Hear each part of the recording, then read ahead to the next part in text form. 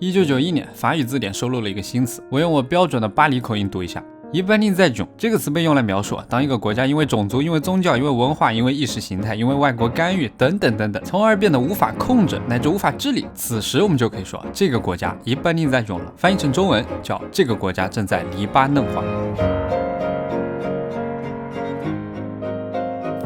大家好，我是基德，欢迎收看国家崩溃系列黎巴嫩番外篇。撒花！上期黎巴嫩的经济崩溃视频受到了农小姐的一致好评，但在查资料的过程中，我发现如果想深入全面的了解这个国家到底是怎么玩崩的，光从经济层面去说还远远不够，也很遗憾。所以我们就再来一期番外。经过1个月调研，我认为黎巴嫩的政治问题分3个阶段：多父综合症导致的各教派撕逼、内忧，中东火药桶在黎巴嫩的引爆、外患，以及西方世界和阿拉伯世界的意识形态斗争中摩擦。这期视频让我抽丝剥茧，带你们了解从黎巴嫩建国伊始到崩溃，从未断绝的政治动荡，看中东小瑞士如何成功卷入风云变幻的国际形势，一步步走向内战，走向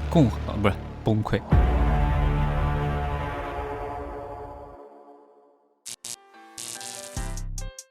上期视频我们说过，黎巴嫩历史上被埃及、亚述、巴比伦、波斯、罗马、阿拉伯、奥斯曼、法国都占领过，导致了多父综合症。这其中应该负主要责任的还得是先父法国。在第1次世界大战之后，黎巴嫩作为战败国的一部分，被交由法国委任统治。法国反手就买了2颗日后引爆内战的雷。第一颗雷，信仰大熔炉。高情商来说，法国在战后托管了叙利亚和黎巴嫩所在的这一大块地盘，对全世界宣布先做他们的监护人，陪他们长大，直到成为一个独立新国家。专业名词叫委任统治。但这块地方的问题在于，民间信仰有一点点复杂，有互相看对方不爽的逊尼派、什叶派穆斯林，有同时看他们俩不爽并判处穆斯林的德努兹派，以及中东野生基督徒马龙派等等等等。这期视频就简单粗暴先分成2派，基督教和伊斯兰。然后这2派中东养子对爸爸法国的态度完全不一样。伊斯兰教是中东原生信仰，如今又被侵入，简称苦主，他就非常抗拒被爸爸管，发动无数次武装叛乱。而中东基督教是法国为天降神父，简称黄毛。黄毛当时就向法父请旨，臣子作为您在中东地区的远方表亲，血脉相传，如今却被逆修苦主所不容，势单力薄。此番若能借您之手开疆拓土，实乃美事一桩。法国一听当场就笑出声，本来就想制衡一下中东这些跟我们干了几百年的穆斯林，这波正好插个钉子进去，来，这波听我指挥。1920年，法国养子现代黎巴嫩的前身大黎巴嫩国在中东挂牌成立，划分边界的时候，很多苦主聚集地被划了进来。这些苦主晚上睡觉前还是中东托儿所的主流民众，上等人，一觉睡醒成了为保护黄毛权益而诞生国家的2等公民，直接弃运。苦主们遂发起多次起义，但均被法父无情镇压，他们只能在无数个夜里默默呐喊，自己不是黎巴嫩人，放我出去。紧接着，法父又埋下第2颗雷，人口普查。1932年的时候，黎巴嫩进行了迄今为止唯一一次人口普查，普查结果直接决定了黎巴嫩的政府人员组成结构其可信度不能说完全为0，只能说非常父权。有篇挪威法父应用社会科学研究所的论文，详细介绍了黎巴嫩政府是怎么在法国的统治下大玩文字游戏，把黄毛塑造成黎巴嫩主流。简单说就是多退少补，苦主占人口多数，那就把一部分算成外国人，踢出公民行列；黄毛占少数，就说无证新移民中有很多黄毛。反正最后成功发现基督徒占到黎巴嫩人口的58%，这么大费周章图什么呢？1943年，黄毛和苦主领导人达成民族宪章，约定黄毛不再寻求西方干预，苦主也别老想着回叙利亚了，大家在黎巴嫩凑合过吧。然后按照2派人口占比分配国家权力，组建了新政府。很自然的，人口最多的马龙派黄毛坐上总统宝座，第2多的逊尼派苦主担任总理，老3什叶派苦主上任议会会长。乍一看权力分配还算合理吧，但这明显不是黄毛作风。我仔细一查，发现总统有立法否决权、总理任命权、部长会议主持权，和这总理和议会会长都要看总统脸色过日子。黄毛还凭借8%的优势，在议会中获得了更多席位，连军队和情报部门都是黄毛当家，苦主再难翻盘。这时候我都替苦主委屈，哪有在自己家被5花大绑受这么大侮辱的道理呢？那他们为什么要签这种契约？答案也很简单，这些年有比和黄毛争个高低更重要的事情，那就是一起把背后用摄像头观察这一切的大财阀法国赶出小区。各位农夫小姐还记得开头说法国对全世界宣告自己要当个监护人吗？这就意味着摆脱父权的唯一方法是黎巴嫩各教派人民团结起来，自己处理好国家大事。也就是说，苦主和黄毛在成长过程中虽然思想出了偏差，但毕竟是一家人，只有一同组建新政府，才有实现真正自治的可能。1943年10月8日，黎巴嫩新政府成立后，第一件事就是单方面宣布不承认和法国的父子关系。法父装都没装，直接逮捕了新政府。但今时不同往日，以前是法国分裂中东大家庭，现在是大家庭成员抛弃成见，联合起来对抗贵妇。房子是人家的，于情于理法国都没有理由继续赖着，只能不情不愿承认黎巴嫩完全独立，找大成人。黎巴嫩当时举国欢庆，不过可惜的是，这次全民大团结也是黎巴嫩未来几十年中的最后一次。现在大家再看整件事情，谁赢麻了？当然是黄毛。那统治了家庭又甩掉爹，日后的日子就只剩下爽了。但黄毛当时还年轻，不知道命运附赠的礼物早已暗中标好价格。穷的时候，不同家庭成员还能商量着来凑合过，可一旦有钱呢？就这样引爆终极大内战的2颗雷，终究是被彻底埋下。1945年，二战结束，英法逐步退出世界强国行列，美苏形成两极。1947年，美国开始推行杜鲁门主义，冷战开始，中东地区成为美苏意识形态斗争的舞台。1948年，阿拉伯社会动荡不安，以色列宣布成立，将巴勒斯坦一分为二，70万巴勒斯坦难民被迫流亡。次日，埃及、外约旦、叙利亚和伊拉克进军以色列，阻止以色列建国，未果。1952年，埃及推翻法鲁克王朝，4年成立共和国。1958年，叙利亚和埃及、也门成立阿拉伯合众国，推行泛阿拉伯主义，对抗西方阵营。此时，黎巴嫩面临着外有美苏争霸，内有阿拉伯纷争不断的局面，并在近10万难民涌入黎巴嫩后，这个国家也不负众望，紧随时代潮流，打了场小内战，给父老乡亲们助兴，史称1958年黎巴嫩危机。这场小内战的起因是当时在任黄毛总统夏蒙在叙利亚、埃及这些中东大哥们夹菜的时候转桌，把菜转向了美国。1957年，美国开始推行艾森豪威尔主义，简单说就是要和苏联、阿拉伯合众国，也就是埃及和叙利亚对着干，简称对干主义。而夏蒙总统是中东唯一一个毫无保留公开支持对干主义的政府他梭哈了，这就搞得国内苦主们很失望。本来苦主看到隔壁叙利亚兄弟们成立了阿联，积极招募中东伙伴，自己正跃跃欲试呢，突然发现自己国家竟然是反着来的。在先富带动后富的理念下，美国紧随法国乱黎方针，顺着总统夏蒙的心意，给了黎巴嫩1270万美元的财政和军事援助，帮助夏蒙再次赢得总统选举，完全不把全国公约中不再寻求西方干预的条款，还有其他中东大哥放在眼里。这一下搞得苦主们群情激愤。直到1958年5月，苦主终于忍无可忍，从叙利亚兄弟那边拿到武器之后，一把火烧了首都的美国新闻署，宣布我要造反。7月，黎巴嫩的邻居同样亲西方的伊拉克国王在政变中被杀。这2件事情让黄毛大总统夏蒙越想越怕，宣布国家进入紧急状态，向美国求救。美夫一拍大腿，正合我意，秘密派出14000名大兵进入离首都贝鲁特，作为探路先锋，为防止出意外，同时命王牌第82空降师随时待命。结果令人意外，士兵一登陆，直接被一群人包围，热情扑面而来，所有人都推着小车买香烟、冷饮、三明治。为什么呢？难道是人肉炸弹？也不是，因为美国占领贝鲁特国际机场3个小时之后才宣布入侵，而平时这个地方呢，就经常有带着武器的美国大兵去度假。小范也没想到这次是玩真的。不过后来美国人到黎巴嫩一看，发现问题也不是太大，主要就是夏蒙对美国的一系列舔狗操作激怒了苦主，然后苦主想借着10万巴勒斯坦难民的支持赌一把而已。最后美黄苦3方谈判，让夏蒙下了台，又顺着黎巴嫩的名义选了一个既不亲苏美又不亲中东大哥的中立新总统上台，宣布这场小内战结束。这场内战中，黄毛和苦主共牺牲4000人，美军牺牲3人，1人死在苦主枪下，剩下2人下海搓澡时溺水身亡。随后美军拍拍屁股走了，一个几近崩溃的黎巴嫩被甩给了新总统切哈布。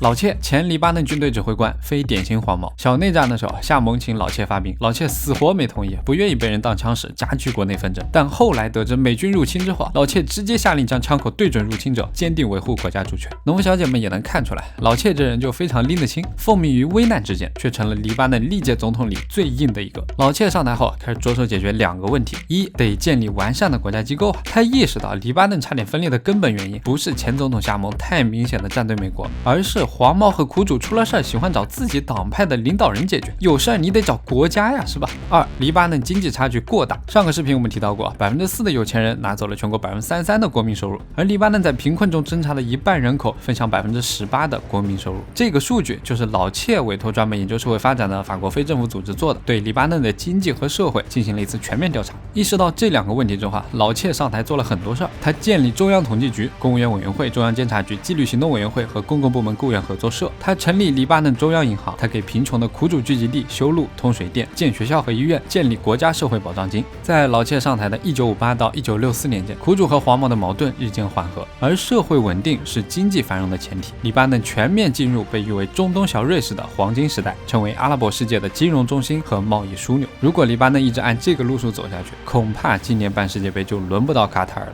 但大家别忘了，当时的中东是什么地方？黎巴嫩想独善其身，安心发展，流浪诗人巴勒斯坦第一个不同意。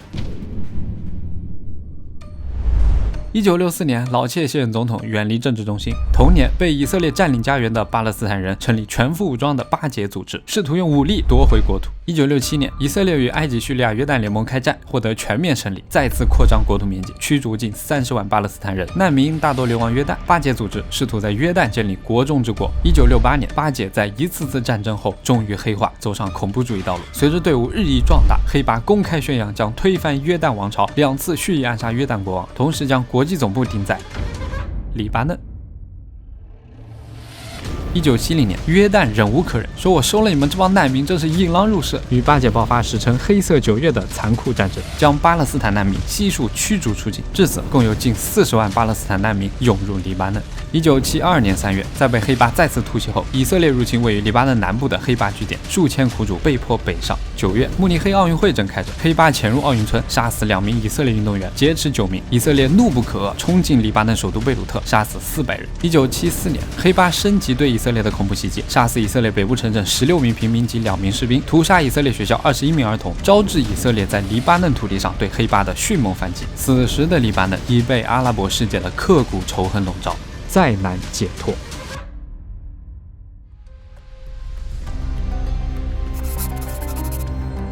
虽然被黑化巴解骑在头上拉屎，但在苦主领导人眼里，巴勒斯坦难民依然是可亲又可怜的阿拉伯同胞，因为他们希望有朝一日能依靠黑巴的武装力量逼黄毛重修民族宪章，这就叫统战价值。同样原因黄毛当然就恨不得马上把这个流浪汉赶出这个家。苦主和黄毛各怀鬼胎，就等着看政府怎么处理黎巴嫩、黑巴以及以色列的三角关系，是愿意冒着内战的危险与全副武装的黑巴开战，还是派军队南下和黑巴一起抵抗装备更强大的以色列呢？而这时在位总统是上期视频提到过，3000美元贿赂就能放走美国毒品走私犯的知名腐败家弗兰基耶。很自然的，小福的选择是啥都不干，美美开摆。黄毛一寻思，这政府是没指望了，还得祭出自己的秘密武器——长枪党。这是一个成立于1936年，在黎巴嫩独立和小内战时期发挥重要搞事作用的准军事青年组织。说人话就民兵，规模很难确定，我查来查去，早期大概只有1万人。小提一嘴，苦主也有民兵组织。那么长枪党领导人就给弗兰基耶总统写信说，如果国家未能履行职责，虚弱或犹豫不决，那么总统先生，我们将自己采取行动，用更大规模的示威来对抗示威，用更广泛的罢工来对抗罢工，用强硬对抗强硬，用武力对抗武力。意思就是你如果不按我们的想法来，那就架空你。长枪党开始大规模招兵买马，苦主一看，好家伙，咱也不能坐以待毙啊！马上宣布民兵集合，要和黑巴兄弟一同作战。就在黎巴嫩政府职能逐渐瘫痪，苦主和黄毛进行军事竞赛时，甜美前总统夏蒙又开始作妖。这次是夏蒙旗下的财团试图垄断沿海渔业，引发苦主渔民大规模抗议。同时，渔民代言人萨某在抗议中被不知名刺客射杀，民怨沸腾到顶峰。苦主民兵遂与黑巴联手封锁道路，和黎军队发生直接冲突，造成6名士兵和18位平民在混战中死亡。这场事件持续了2个月，最终在政府服软制裁夏蒙的垄断后宣告结束。但这种事情我说实话，一旦开头，民众发现反抗真的有用之后，就不是你想怎样就怎样的了。次日，黑巴杀死2名长枪党。几小时后，一辆满载巴勒斯坦人的公交车经过黄毛关卡，黄毛为报复直接开枪打死27个。黎巴嫩内战的序幕正式被拉开。12月，苦主杀害4名长枪党。长枪党迅速在贝鲁特全境设置临时路障，检查身份证上的宗教信仰，只要是苦主和巴人就格杀勿论。而苦主和黑巴也联合起来报复黄毛，在各地直接冲突中杀死数百人，民兵战争开始了。1976年1月，黄毛在黑巴控制区屠杀1500名苦主平民。2天后被黑巴报复，黄毛村庄被屠杀，数百平民遇难。自此，黄毛和苦主平民纷纷逃离家园，前往自己教派势力范围内避难。黎巴嫩逐渐出现一条绿线，绿线往西为苦主，往东为黄毛，这标志着内战第一阶段走到尾声，黎巴嫩实际上的分裂。这时，苦主前大哥、以色列前仇敌、黑巴前好友黄毛现搭档叙利亚大哥奉黎总统之请求，阿拉伯世界之重任前来黎巴嫩控场，明面上是防止大家打太凶，导致国家在战争中解体和以色列入侵。其实是自己也想控制小黎部分地区，最后硬塞了4万士兵驻扎在黎巴嫩。现在我们总览一下黎巴嫩局势，今天下3分，靠近以色列的浅绿色部分为黑巴和苦主势力范围，紫色属于黄毛，而真正一大块的深绿为南下的叙利亚大哥所控制。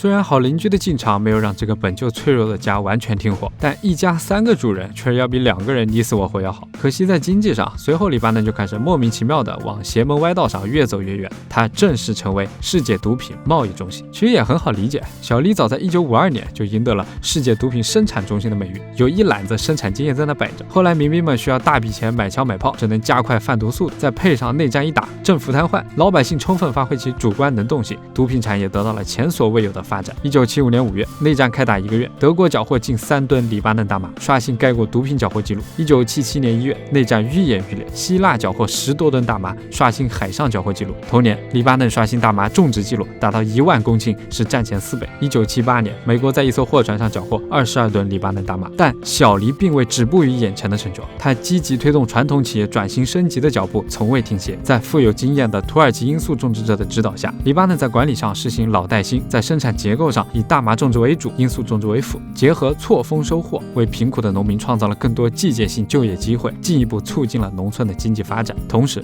黎依托其罂粟产地优势，通过整合资源、创新开发组合产品等手段，促进了其毒品产业从老旧原始向高精尖技术靠拢，帮助毒品走私者最大化利益和最小化风险，同时提高产品市场竞争力，成功把离海洛因市场价打下每公斤35万美元的低位，将黎巴嫩托举为世界毒品贸易中心。在国内，毒品进一步促进黎巴嫩内战经济开发区的发展，为其农业产区带来每年5亿多美元的收入。农民将土房翻修成小别墅，将土路翻修成水泥路，剩下的钱还能盖纸巾厂。走私港口变成了繁华的商业一条街，新兴走私富裕阶层迅猛增长，精品店、酒店和赌场金碧辉煌。在海外，黎巴嫩产品声名远扬，成为年轻一代穷尽一生所追逐的目标。黎巴嫩，瘾君子的加油站，毒品上的庇护湾，自由和财富的天堂。在此期间，国内外友人也纷纷慷慨解囊，对黎巴嫩国内自己支持的民兵组织进行定点援助。比如利比亚给一支苦主民兵怒捐5亿美元，这笔钱足够买下当时美国留在越南的全部武器。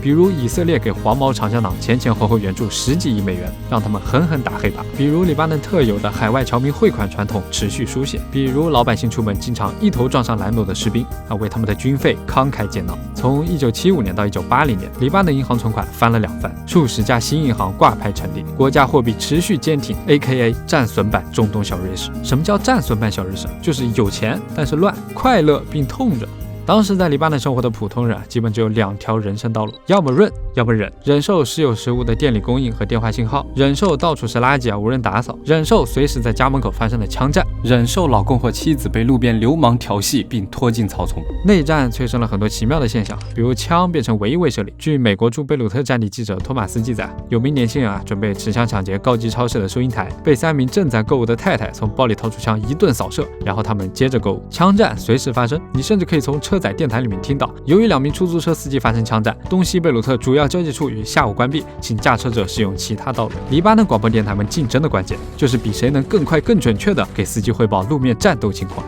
另外，黎巴嫩没有金融管制，普通民众也可以搞货币投机，比如你想把手里的黎巴嫩里拉换成美元，然后去路边制造一次汽车炸弹大爆炸，引起群众恐慌，接着你就去黑市发现美元汇率小涨了一波，你马上卖出，每赚一笔差价。所以在老百姓习惯随时出现的汽车爆炸之后，大家都懒得关心是谁干的，死了多少人，就问今天美元什么行情，里拉跌没跌 ，AKA 中东华尔街，黎巴嫩遍地小浑水。最后，如果你是一个乱世枭雄，确实有能力通过这自由的社会赚够了钱，那你可以美美去住海边的萨姆兰酒店，花钱享受没有战乱、没有停电、每天吃从巴黎空运来的牛肉的上流生活。最重要的是，萨姆兰有装备精良的民兵组织保护你的安全。这里是商人政客、毒品种植和贸易大亨以及军火商的伊甸园。时间来到1982年6月，美国、以色列、长枪党3方会谈后，为扶持新一代亲美亲以色列的黎巴嫩领导人，以色列主导发动加利利和平行动，在长枪党的默许下，对小黎进行了全面入侵，目的是将黑巴彻底赶出去。在驱逐了数十万黎巴嫩人之后，以色列的坦克和运兵车在3天内开进贝鲁特，围剿黑巴和苦主聚集地。西贝鲁特在6周内死亡数千名平民，黑巴终于屈服，同意撤离。2个月后，英美法意组成的多国部队驻扎在黎巴嫩，监督巴勒斯坦人撤离和保护平民。长枪党领导人马龙派基督徒巴希尔当选新总统，这标志着黎巴嫩正式加入西方阵营。好日子要来了吗？当然不会。阿拉伯世界的大哥们说，表面功夫确实玩不过你，但我会玩阴的呀。特别是在内战中出钱又出力的叙利亚大哥沉没成本这么大，这口气可咽不了。就在巴希尔就任总统的1周前，一枚遥控炸弹把他和手下炸得粉身碎骨。此后，叙大哥和苦主黄毛们又为了各自利益炮火不断。直至1989年，终于在沙特签了个标志内战即将结束的塔伊夫协议。黄毛和苦主互相妥协，决定修改建国之初的那份国家契约，把议会中两家比例从6:5改成1:1，总统权力也让渡一部分给议会和总理。同时按照协议隔壁叙利亚大哥应该撤军但后者死皮赖脸到2005年才撤。反正在协议敲定后，黎巴嫩差不多就继续遭了2年罪，直到1991年，这场持续15年、死亡25万、伤残10万、无数人润居海外的内战终于宣告结束。好了，视频已经够长，我们也差不多可以宣告结束了。在黎巴嫩经济崩溃的当下，2022年，黎巴嫩政府结构依然在按照那份国家契约和补充协议去运行。可以说，各教派在无休止的权力斗争中对立，又时不时团结起来维护自己的政治特权。而可怜的民众们看着自己越来越扁的钱包、越来越少的食物、越来越无望的人生目标，开始反思，开始悔恨，开始抛弃。在抗议中被问到自己所属教派时，哈穆德恳求《纽约时报》的记者不要透露他的信仰。他说，我们不再相信这些，我们都是黎巴嫩人。在街上，我们不是什叶派，我们不是逊尼派或者基督徒，我们是黎巴嫩公民。在黎巴嫩人民齐心协力将法国送进养老院的80年后，在沉重的生活压力下，如今黎巴嫩人民又再一次抛弃成见，走向团结，不想再以民族和信仰划分彼此。今天他们只想做黎巴嫩人。我不知道未来黎巴嫩还会走向何方，他们的问题太多，但经受过苦难的人们最终迎来美好的生活，这是一件想想都觉得很幸福的事情。祝福黎巴嫩。